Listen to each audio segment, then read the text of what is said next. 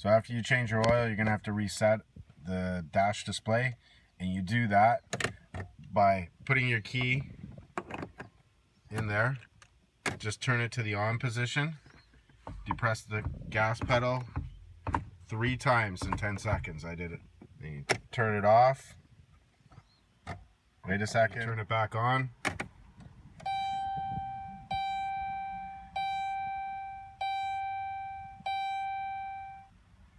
And as you'll see, it won't reappear.